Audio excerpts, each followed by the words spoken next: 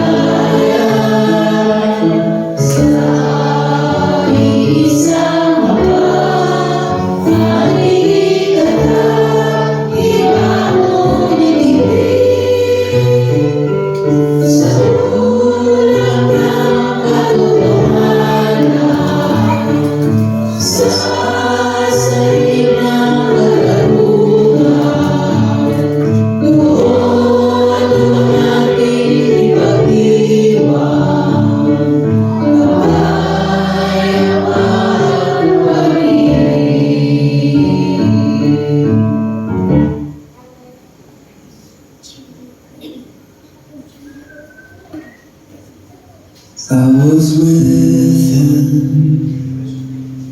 when he rode into town, and the crowds gathered round him like a king.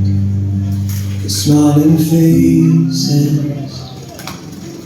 joined a sea of branches waving, though they were masquerading in the air. And my heart rose in my throat when I heard them sing, Hosanna.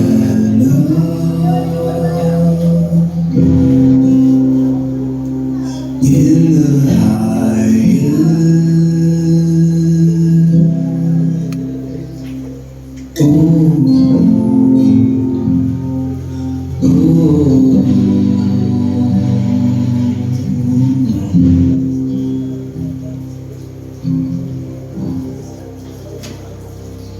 We went upstairs, broke the bread and drank the wine from the only living vine that we would take. And I watched them take him up the mountainside, where he was crucified, though innocent. And they mocked him and cursed him with their mouths, and they told him to come down when he was gone.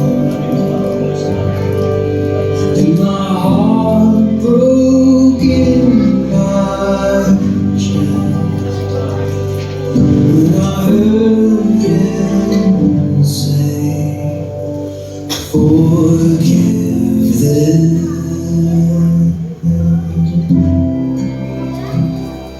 It is finished.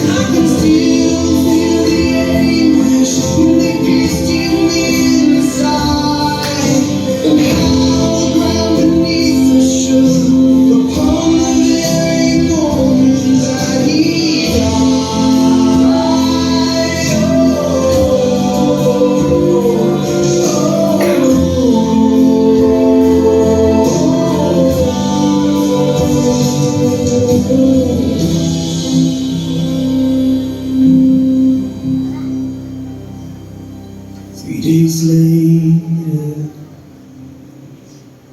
found in the grave, and the stone was rolled away where he had been. Tears of joy streamed down my face, for the angel said, "Oh, fear not,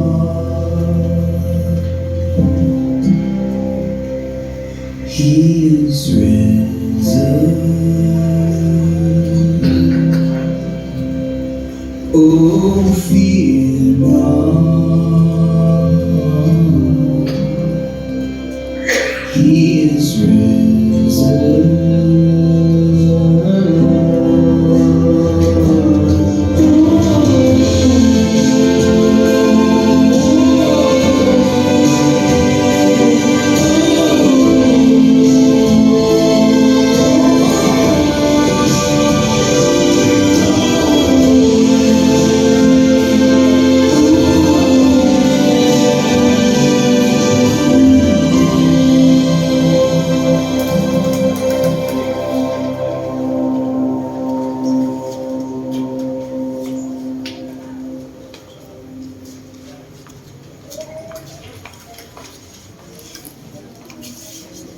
Di mo ba na ay saglit na tumilig?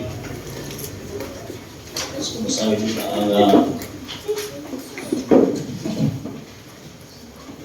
ating mensaheng with washing sa mga sulat ni Juan, Kapitulo 13, versikulo 1 hanggang 17. Pinugasan ni Jesus ang mga paa ng mga alagad niya. Bisperas na noon ng Paskwa, alam ni Jesus na dumating na ang panahon ng pag-alis niya sa mundong ito upang bumalik sa Ama. Mahal na mahal niya ang kanyang mga tagasunod dito sa mundo. At ipinakita niya ang kanyang pagmamahal sa kanila hanggang sa katapusan. Nang gabi iyon, naghapunan si Jesus kasama ang mga tagasunod niya. Inudyukan si Jesus inudyukan ni Satanas si Judas Iscariote na anak ni Simon na traidorin si Jesus. Alam ni Jesus ang lahat ng kapangyarihan ay ibinigay sa kanya ng Ama. At alam din niyang galing siya sa Diyos at babalik din sa Diyos. Tumayo si Jesus habang naghahabunan sila. Hinubad niya ang kanyang damit, panlabas, at nagbigkis ng tuwalya sa baywang niya. Pagkatapos, nagbuhos siya ng tubig sa isang langgana at sinimulang hugasan ang paa ng kanyang mga alagad at pinunasan ng tuwalyang nakabigkis sa kanya. Paglapit niya kay Simon Pedro, sinabi nito, "Panginoon, huhugasan niyo po ba ang mga paa ko?" Sumagot si Jesus, "Hindi mo naiintindihan ang ginagawa ko ngayon, pero maiintindihan mo rin sa bandang huli." Sinabi ni Pedro sa kanya, "Hindi pwedeng kayo maghugas ng mga paa ko." Sumagot si Jesus, "Kung ayaw mong hugasan ko ang mga paa mo, wala kang kaugnayan sa akin." Kaya sinabi ni Simon Pedro, kung ganoon, Panginoon, hindi lang po ang mga paa ko ang hugasan niyo, kundi pati na rin ang mga kamay at ulo ko. Pero sinabi ni Jesus sa kanya, ang naligo na ay malinis na ang buong katawan. Kaya hindi na siya kailangang hugasan pa, malibat sa mga paa niya. Malinis na nga kayo, pero hindi kayong lahat. Sinabi ni Jesus na hindi lahat sila ay malinis dahil alam niya kung sino ang magtatraidor sa kanya. Nang mahugasan ni Jesus ang mga paa nila, muli niyang isinuot ang kanyang damit panlabas at bumalik sa hapagkainan. Pagkatapos, tinanong niya sila, Naiintindihan niyo ba ang ginawa ko sa inyo? Tinatawag niyo akong guro at Panginoon, at tama kayo dahil yan nga ang totoo. Kung ako na guro at Panginoon ninyo ay hinugasan ang inyong mga paa, dapat ay ganoon din ang gawin ninyo sa isa't isa. Ginawa ko ito bilang halimbawa na dapat ninyong tularan. Kaya gawin din ninyo ang ginawa ko sa inyo. Sinasabi ko sa inyo ang totoo, walang alipin na mas higit sa kanyang amo, at wala rin isinugo na mas higit sa nagsugo sa kanya. Ngayon alam niyo na ang bagay na ito. Mapalad kayo kung gagawin niyo ang mga ito. Ang mabuting balita ng ating Panginoon. Amen. Ito po, tayo ay makakaupo na. Magandang gabi po muli sa ating lahat. Alam ko tayo lahat ay malungkot. Nung nakaraang linggo po ay confetti moment, confetti segment. Ibig sabihin, sa panahon ngayon ay hindi na po palaspas ang gamit. Confetti na durug-durug na papel. May mga iglesia po na hindi gumamit ng palapa. Pero may mga simbahan naman, may mga churches na gumamit ng confetti. Ibig na palmera, mga ginupit-gupit na kung ano, check po, di ba? Kung ano man yun. Sapagkat nais lamang nila iparating ang mensahe at simbolo nito. Bagamat talagang masasabi natin nung linggo ay isang magarbong processional, ang tinatawag nating triumphal entry. Tapos na po yun. At ngayon naman po ay tinatawag nating yun talaga ay walang dugtong, magkasama siya, buo po siya, katulad ng robe, katulad ng suot-suot ng ating Panginoon Kristo. At least po, malinaw sa atin na ang unang-unang ginawa ni Jesus ay pinakain muna ang kanyang mga alagad. Hindi po agad-agad ay nagsimulang magtrabaho, maghugas ng paa. Yan po ang siklo. Yan po ang pagkakasunod-sunod ng ginawa ni Jesus. Dumulog muna ang mga alagad sa hapa. Nagsalo-salo sila sapagkat yun po ay bispiras ng Paskwa. At nagkaroon muna sila ng masinsinang pag-uusap tungkol sa pagiging alagad. At ngayon po ay bagamat ang itong ating sakramento ay talagang every first Sunday ay ginaganap natin. Pero hindi naman yun talaga ang pinakadundot ng ating pag-uusapan o naging paghaharap-harap ng ating Panginoong Yesus at ng kanyang mga alagad. Kundi ang pinakadundot, sino nga ba ang maghuhugas ng mga paa? Mas marami dito. Kanina mas marami dito sa kanan. Ngayon, pantay na. Kanina, mas marami yung nasa kanan. Mukhang mas maruming paa dito sa kanan. Ngayon, lahat marumi na. Lahat marumi na. At iyon po, paghuhugas ng mga paa ay trabaho na kasi ng alipin yun. Hindi po kailanman ginagawa sa panahon ng mga Hudyo, na mga Palestino, na mga eskriba, sapagkat ang trabaho ng paghuhugas ng mga paa ay trabaho ng isang alipin. Ang pagtaka na mismong si Jesus ang gumawa niya, kaya maraming nagugulat, maraming nagtataka. For the first time na gawin ito ng ating Panginoon Kristo sa mga alagad, sapagkat hindi yun ang kanilang kostumbre ng mga panahon yun. Siya lang ang gumawa nun. Kaya malaking iskandalo sa panahon niya na lahat ay opposite, lahat ay kabaliktaran, mga kapatid. Tatlong bagay ang mapapansin natin. Una, yung robe, yung tunika. Hindi ito yung inner garment, hindi ito yung outer garment, kundi talagang isang buong damit, walang tahi, seamless, walang putol, walang putol na damit, buong buo. Kaya kung mapapansin po nyo ay pinagsapalaran ng mga sundalo na siyang tumutuya at tumudura sa mukha ni Jesus. Iligtas mo ang iyong sarili. mailigtas mo yung iba, pero yung sarili mo, hindi mo maisamba, hindi mo mailigtas. Dinudura-duraan siya, binabatok-batukan siya, pero siya naman ay walang kakibo-kibo. Hindi siya, kahit nagbuntong hininga, wala siyang buntong hininga. Talagang nakakaiyak man. Kanina lang, may umiiyak na dito. Sabi ko, bakit ka ba umiiyak? At yung ating liturgist ngayon ay siya ating principal delegate sa annual conference. Mga kasama na, 3 days. Kainitan, biyahe ha. Pinag-uusapan natin muna ay yung tunika, yung robe ng ating Panginoong Hesus. Meron din kahulugan ito. Ipinapakita lamang sa atin ang pagiging isa, nagkakasundo, walang tahi, walang divisyon, walang kampi-kampi, walang pangkat-pangkat. Yun ang ibig niya sabihin. Buong-buo na suot ni Jesus ang kanyang tunika. At marahil, nangyayari din yan, hindi lang sa simbahan. Diba? May pangkat-pangkat, may grupo-grupo, may pamilya.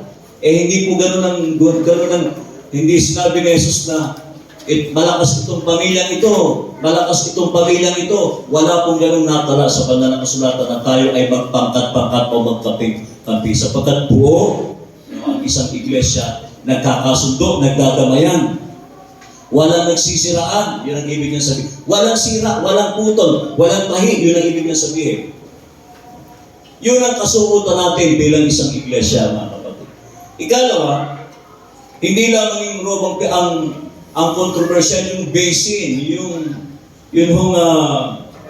planggana. Diba? Sino nga ba ang hahawak ng planggana sa panahon ngayon? Mababang uri ng trabaho yung planggana. Diba? Yung tagapaglinis. Gusto nating maging malinis. Sabi nga natin kanina, huhugasan ko yung paa nyo.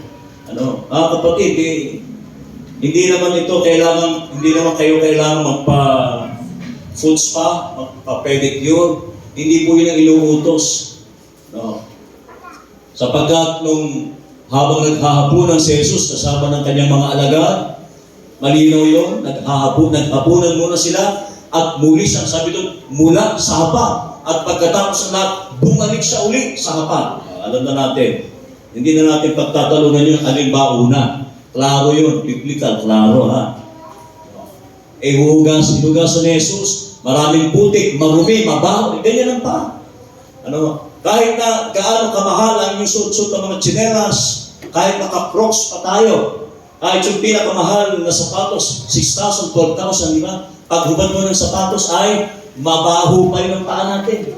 Mabaho, mabantot pa rin yan, mabaho pa rin yan. Kahit na gaano kamahal ang mga suot-suot po ninyong mga sapatos o tsinelas, pamahalan ngayon, panlabas lang kasi.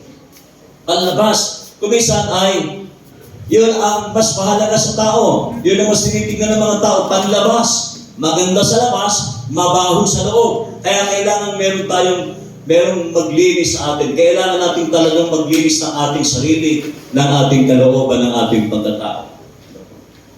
At sabi nga natin, yung paglilinis,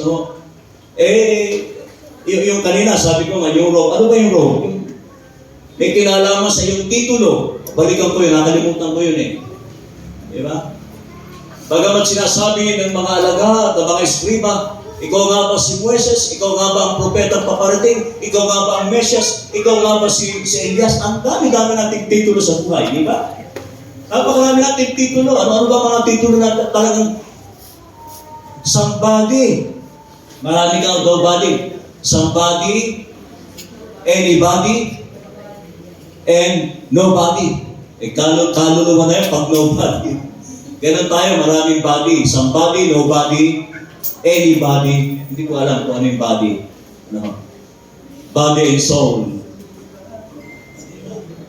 Ano nga ba ang mga susot nating robe, mga tunika, na talagang masyado nating itinataas ang ating sarili, ang ating mga titulo, na hindi natin mahubad-hubad yan sa paglilingkod. Hindi ako dakuha niyan. Hindi ko naman trabaho yan eh. Sino sabi siya? Hindi natin trabaho kung witness, nurture, outreach, witness, di ba? Hindi ko naman trabaho yan, trabaho nila yan. Hindi naman ako na-elect bilang opisyalis. Sila ang gagawa niyan, hindi naman ako elected. Kung minsan ay parang mas gusto natin ay sikat tayo kung ang ating ginagawa ay mas nakakaangat sa iba. Ayaw natin yung mababang caregiver ka, ayaw mo na ikaw ay janitress o caretaker, di ba? Pero wag ka, mga kapatid, wag ka. Kung sino po yung nasa hagunoy sa caretaker, siyang consistent sa pagkakaloob. Siyang walang paglang sobre. No.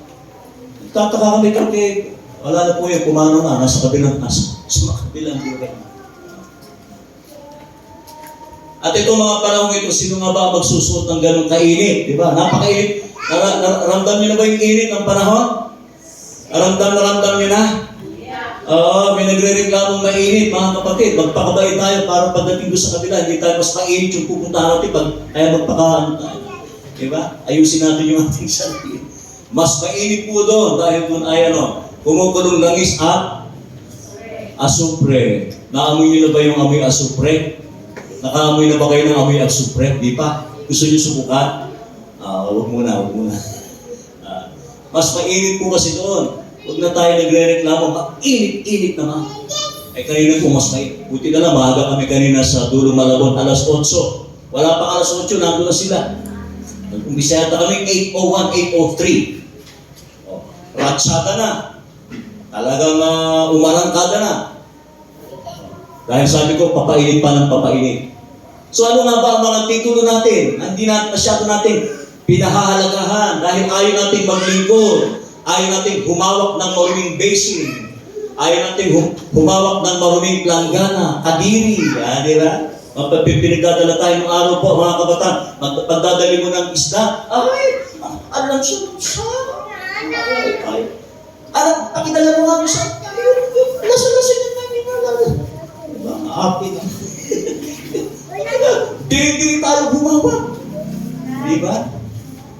So ano nga ba ang paglilingkod natin? Paano tayo dapat maglingkod? At yung tawag na sinasabi natin ay ano-ano ang mga taglay natin na pwede natin ipaglingkod sa Diyos. Ipaglingkod sa Iglesia. Ano mga talento na pwede natin gamitin? Lalo na yung pinatawag natin outreach, di po ba?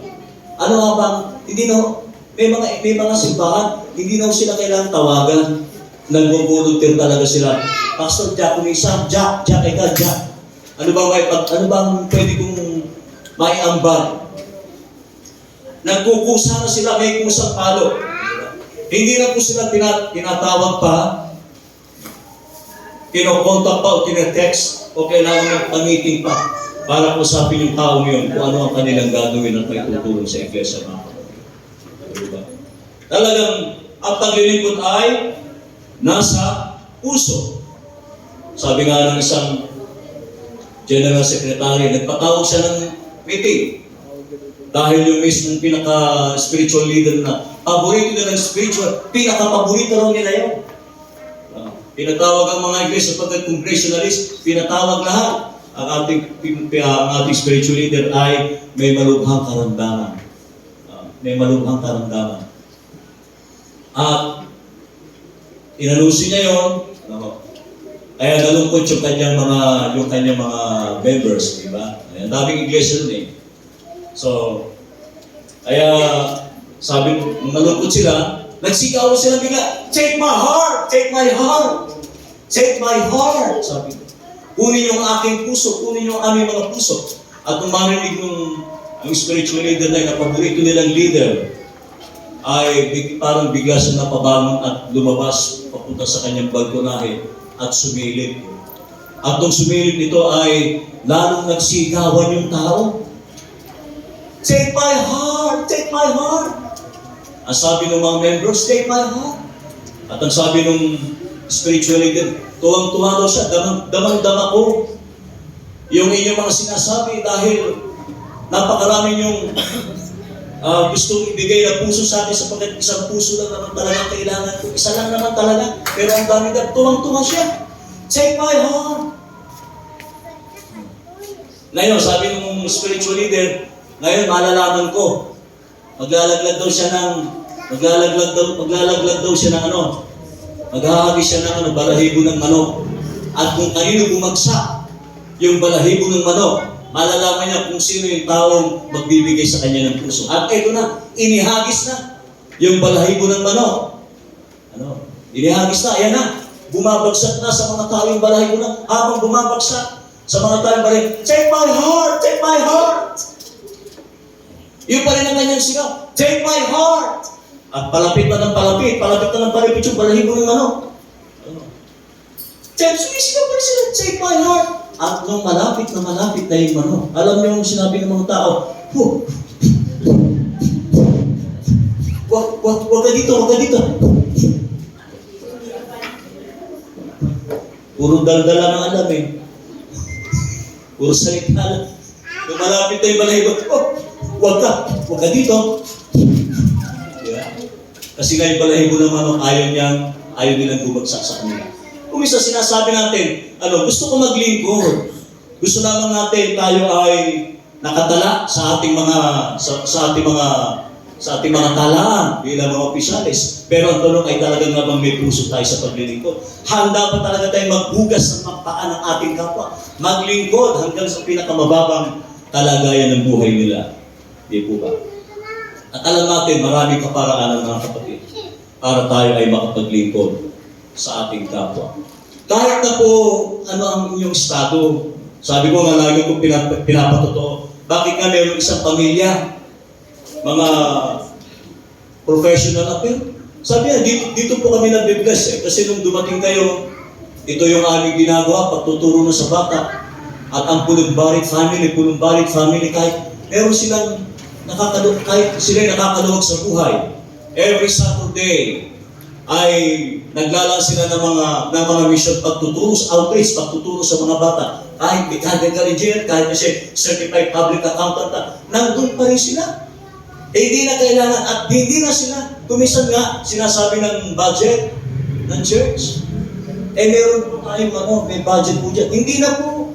Kaya na po namin yan. Kami na pong sumasagot ang pamilya ng bata every Saturday. Meron pa silang mga pabalot kuno, pabalot kung ano-ano, galing also. At nakakatuwang isipin mga kapatid, nahiluhupag nila yung kanilang role, hinubad nila yung kanilang pagiging mataas, kung ano man ang kanilang estado sa buhay.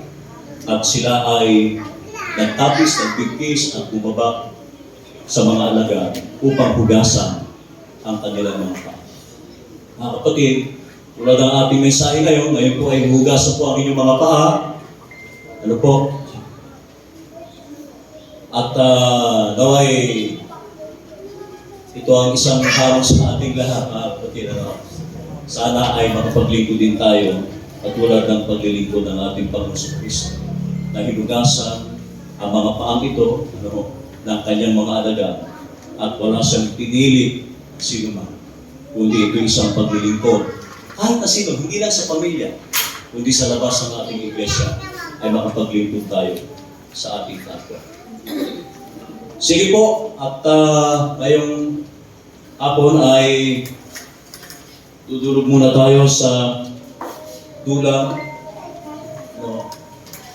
tatanggap ng ating sakramento at pagkatapos ng sakramento ay saan po ko bababa dyan para kayo ating paglikuran at hugasan po ang inyong mga paa.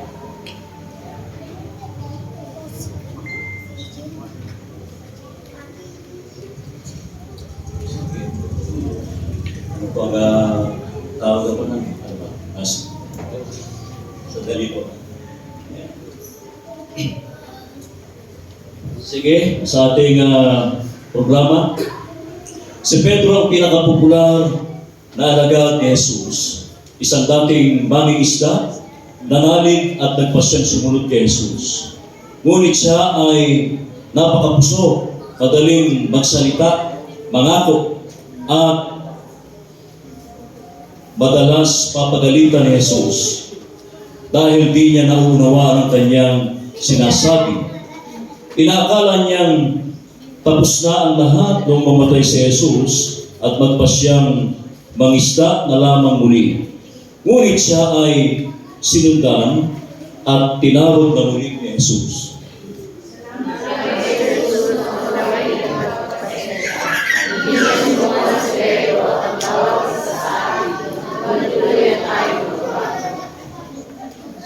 Si Mateo ay tinawag mula sa paningilan ng buwis.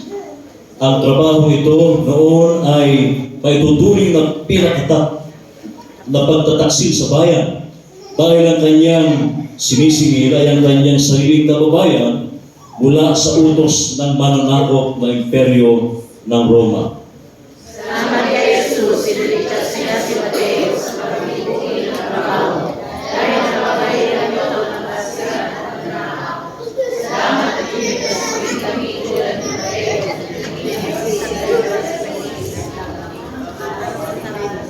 Minsan ay nanakaw ako ang nalipaya at kapayapaan ng iba. Dahil hindi kami nagbibigay sa pananalita sa kasama. Si Santiago at Juan ay magkapatid na masyadong mapaghangad sa tungkulin.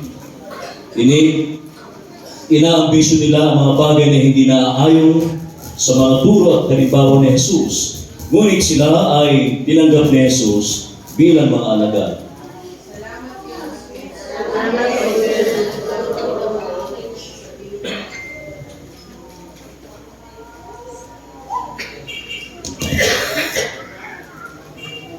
Bluetooth mode. Salamat kay Jesus sa nagturo ng kababaang loob. Nang sabihin niya ang sino ang nais mauna ay nagpatahuni at maglilingkod ng lahat. Tulungan mo rin kami maging mapagpakumbaba. Si Felipe ay alagad na masyadong umaasa sa kanyang nalalaman.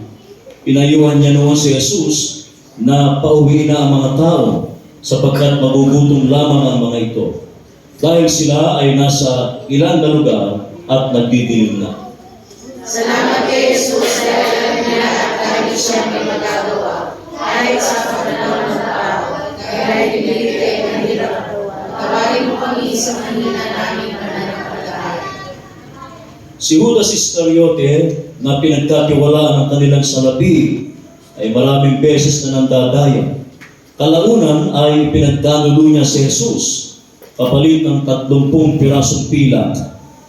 Larawan siya ng taong mahina at mukhang salapi, di marunong magpahalaga ng relasyon at pakikipagkapwa-tao.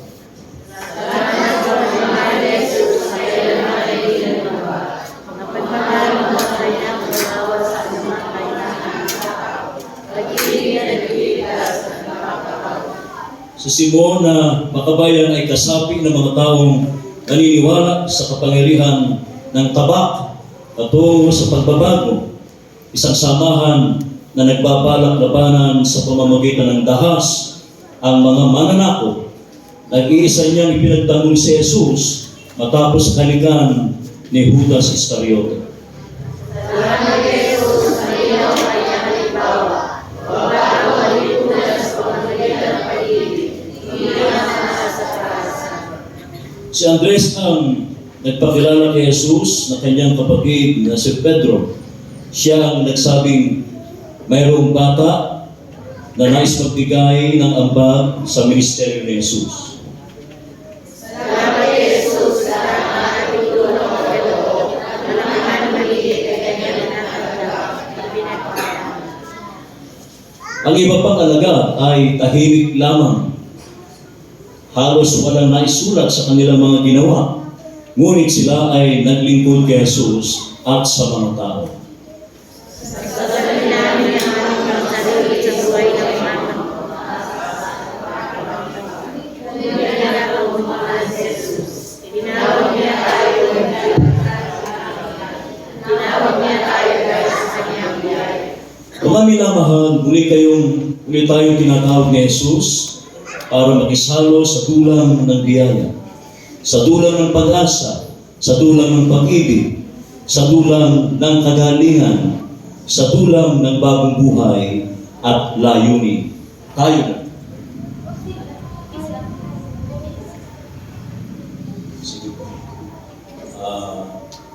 tayo po yata ay lalapit dito. Sige po, tutulungan po isang opisyalis natin na tanggal ito na ating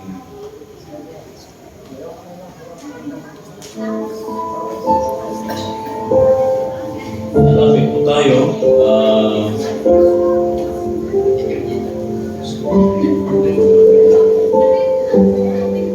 Isa-isa. Ano po ba inyong isang linya lang tayo o dalawang linya? Isang linya lang po. Malapit tayo dito natawag dito ang ating sakramento. Pupurot po tayo dito sa tinapay at sasawsaw natin dito sa sige, tawagin natin yung mga bata. Sila yung mauna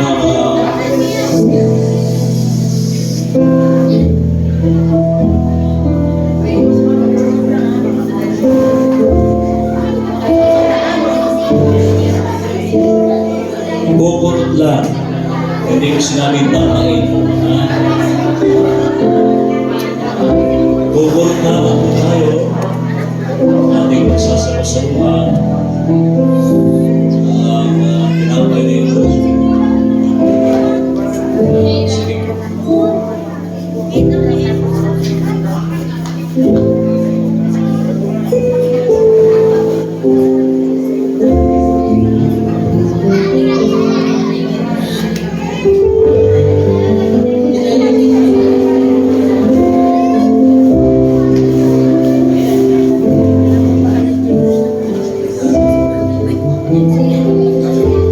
Lalihan niyo po yung kurot. Lalihan niyo po. Marami po naman.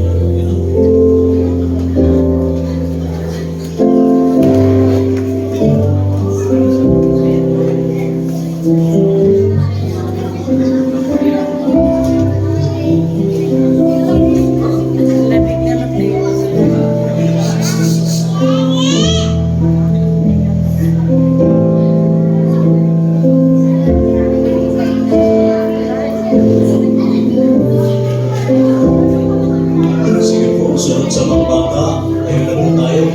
Sunod sa mga bata. Pwedeng dalawang linya.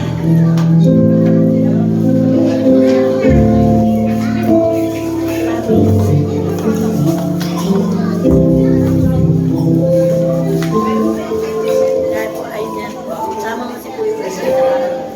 Ayun.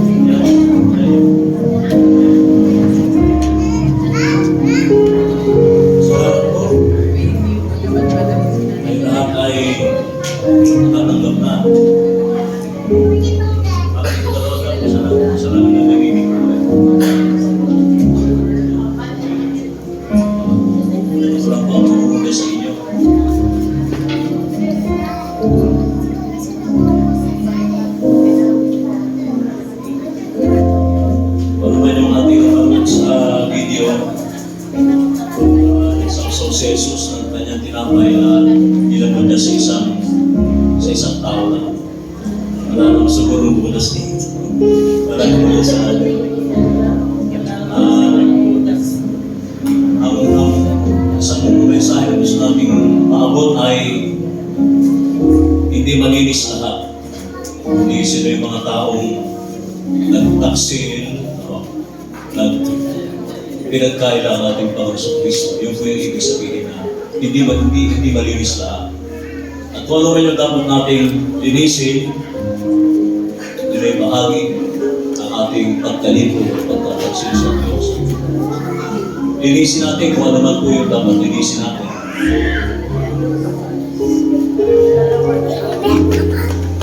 Walang ibang maglilinis niyan kundi ang ating Panginoon Kristo. Sige po, ako ay huhugas ng inyong mga paa. Tulad ng ating narinig sa pagbasa. Ang sabi doon ay, kung hindi ko kayo huhugasan, wala kayong kaugnayan sa Diyos. Sige, umpisa natin. Simula tayo sa mga bata. Hugasan ko yung paa.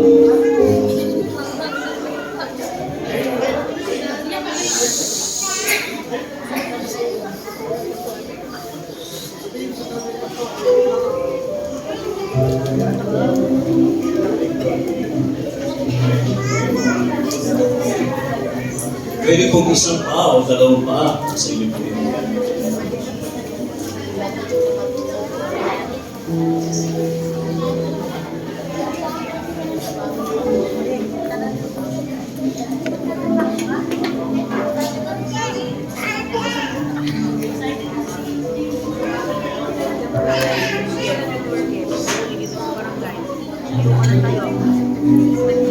Sinabi ni Jesus, hindi lamang sa mga bata.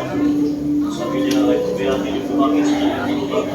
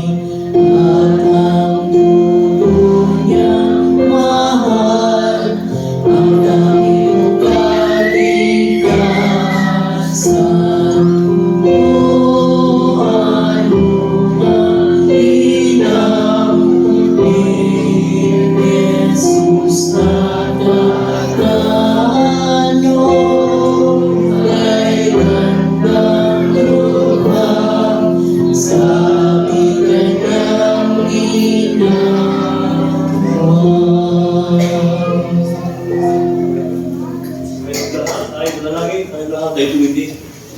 Dakilang Diyos, salamat po muli sa tagpo na muli yung pinaalala sa aming lahat. Hindi lamang upang nagsalo-salo sa inyong dulang ng pagkakaisa ng isang katawan. Walang divisyon, walang anumang balakid sa paglilingkod, kundi isang direksyon bilang inyong mga lingkod. Kaya din ang paghugas ng mga paa, pinakamababang bahagi ng pagte na halos araw-araw ay madumi, araw-araw ay dumudumi. Kaya hindi kami dakilang Diyos, araw-araw kaming nakikisalamuha sa aming kapwa.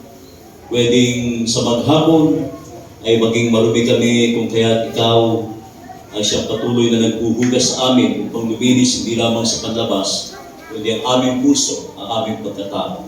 Salamat po. Nawa, ang mensahe ito ng pagpapakumbaba sa aming kapwa ay napakahalaga, hindi dahil sa aming estado sa buhay, hindi kahit ano pang aming narating sa buhay, ay kailangan naming bumaba mula sa pedestal at makisalamuha sa aming kapwa. Salamat po, dakilang Diyos.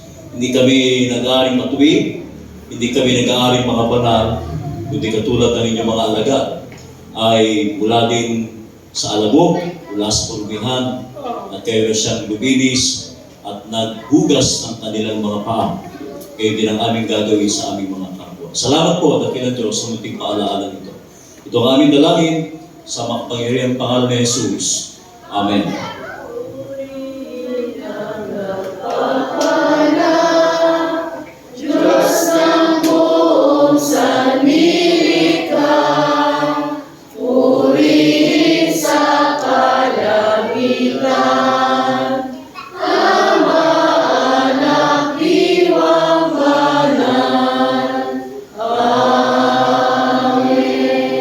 Sa ating mahabaging Ama, na siyang lumikha sa ating lahat, patuloy na pagliligtas ng ating Panginoon Kristo at ang kaaliwan ng Kanyang Banal na Espiritu laging maghari sa atin mula ngayon at pagpakailanman.